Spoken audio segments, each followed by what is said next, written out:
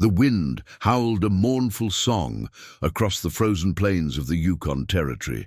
January in Alaska was a cruel mistress, and for Ilara, it was a torment she felt in every bone. She clutched a worn leather satchel to her chest, the only remnant of her old life, a life of warmth and family she had fled months ago. Her breath plumed in the frigid air as she trudged through the deep snow, the biting cold a constant companion. Her journey had been an act of desperate courage. After her family's farm in the lower states failed, a distant cousin had written of a new life in the frontier, a place of opportunity. But the journey had been far more brutal than the letter had promised. Now, with her supplies dwindling and a fierce blizzard brewing, Ilara knew she was running out of time. Her boots, thin and waterlogged, offered little protection. The cold had seeped into her feet, numbing them until she could barely feel the ground beneath. Her gaze, weary and bloodshot, scanned the horizon for any sign of shelter. A wisp of smoke, a miracle in the vast white emptiness, finally caught her eye. It rose from the chimney of a small, isolated cabin nestled beside a stand of skeletal birch trees. Hope, a fragile and almost forgotten feeling, surged through her. She stumbled toward the cabin, her strength failing with each step. The snow piled in drifts against the rough-hewn logs, and a single lantern flickered in the window, a beacon in the encroaching gloom. She reached the door, her knuckles raw as she rapped weakly. The silence that followed was deafening, broken only by the shriek of the wind. She knocked again, louder this time, her desperation mounting. The door creaked open, revealing a man with a weathered face and eyes as blue and cold as the glacial ice. His name was Silas, and he had the stoicism of a man who had faced the unforgiving wilderness alone for years. His gaze fell upon Ilara, a thin, shivering figure wrapped in a threadbare cloak. Behind him, the warm, golden light of the fireplace beckoned. "What do you want?" Silas's voice was a low growl, devoid of warmth.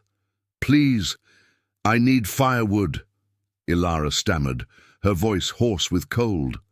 "I have no money, but I have this." She fumbled inside her satchel and pulled out a small silver locket. It was her mother's, a delicate piece of heirloom jewelry with a tiny, intricate engraving of a forget-me-not flower. Inside were two miniature portraits, one of her mother, the other of her younger sister. It was her most cherished possession, the one thing that connected her to a home she could never return to. Silas's eyes flickered from the locket to her face. He saw the desperation there, the unyielding cold that was slowly claiming her. He was about to refuse, to tell her to leave, to keep his meager firewood for himself, when a small voice piped up from behind him. "Papa, her hands are blue," a child whispered. A young boy, no older than 6, peeked out from behind Silas's leg. His name was Liam, and his small, kind face was filled with concern. He looked at Ilara, then at the locket in her trembling hand.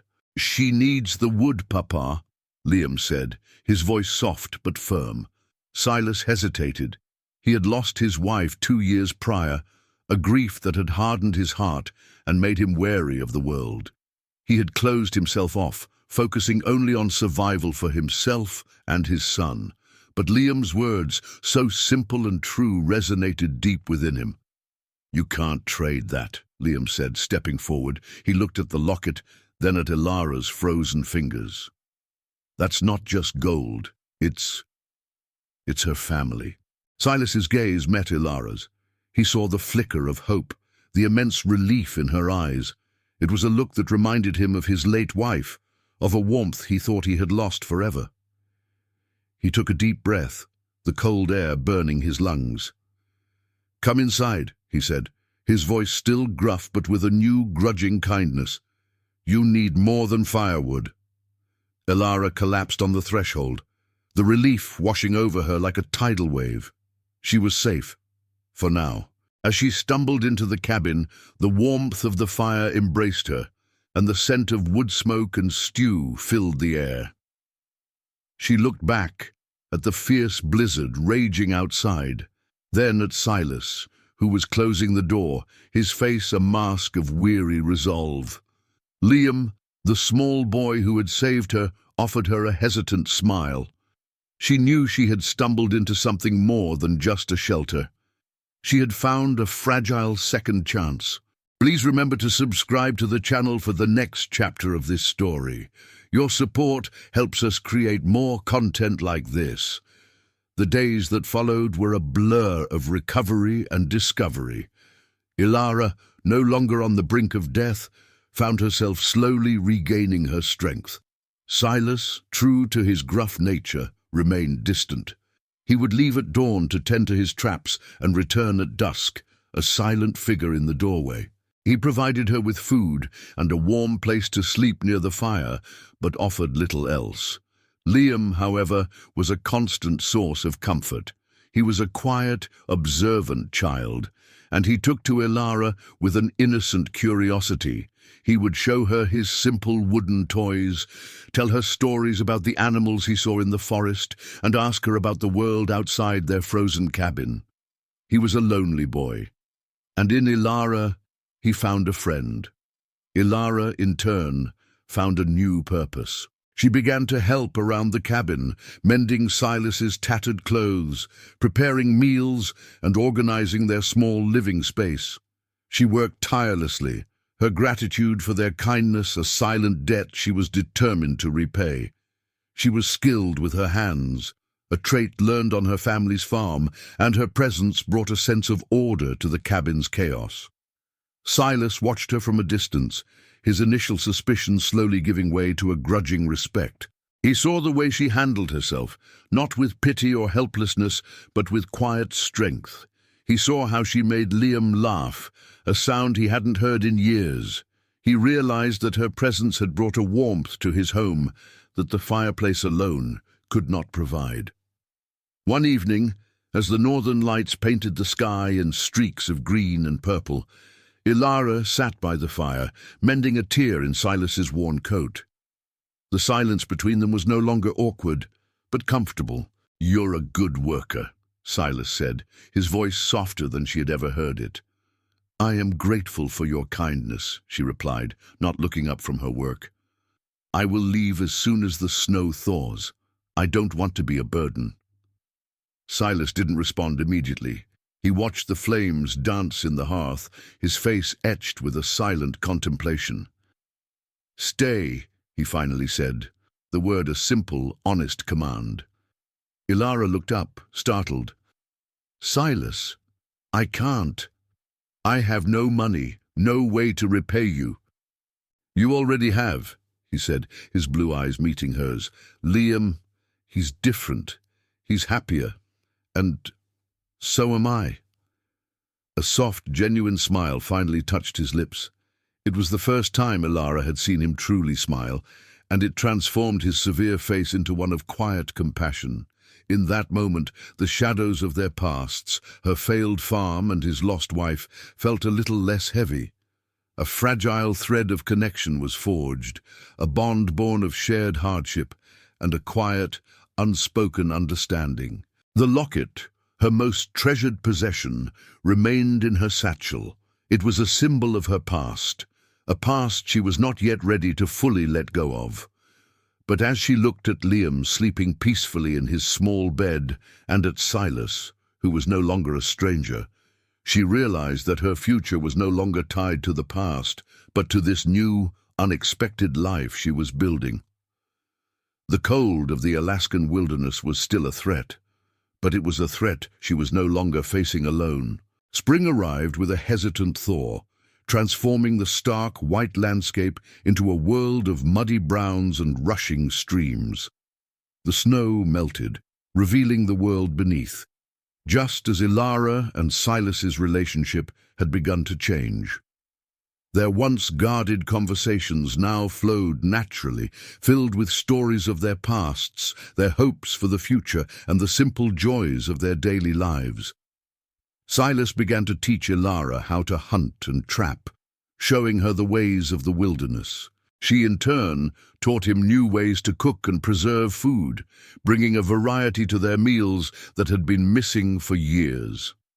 Liam thrived under their shared care, his laughter echoing through the cabin and the surrounding woods. One afternoon, as Silas was mending a broken trap, he spoke of a promise he had made to his late wife.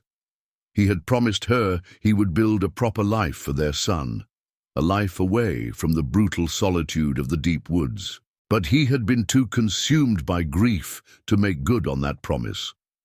"You've shown me a way to do it," he confessed, looking at her with an intensity that made her heart flutter.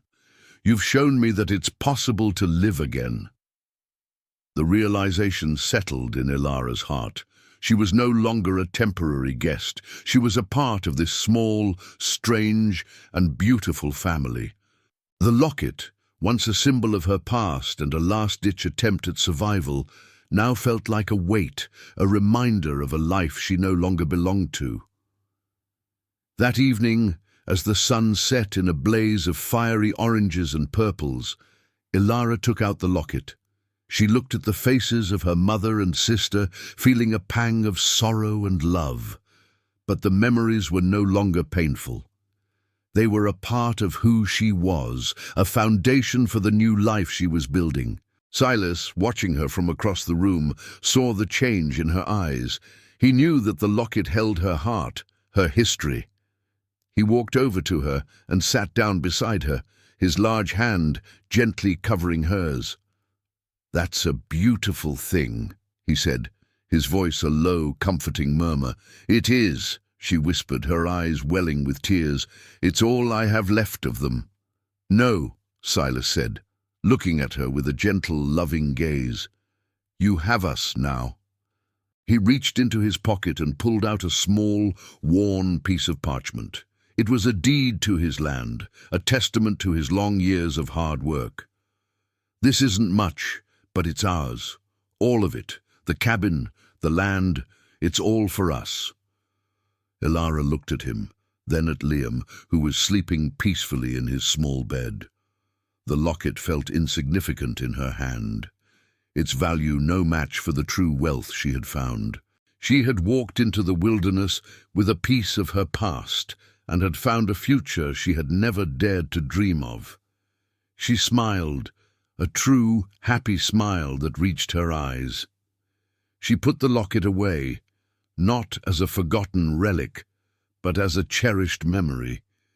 She had tried to trade her locket for firewood, for mere survival, but in the end, the farmer's child had taught her the most important lesson of all, that the true treasure was not in a piece of gold, but in the human connection, in the warmth of a new family, and in a love that promised to melt the coldest of winters. The story ends with Ilara and Silas, two broken people who found healing in each other's company, standing together, hand in hand, looking out at the vast Alaskan wilderness. They were no longer lost souls, but a family, their future as boundless and beautiful as the wild frontier before them. Thank you for watching. If you enjoyed this story, please like this video and subscribe to our channel for more content like this. We appreciate your support.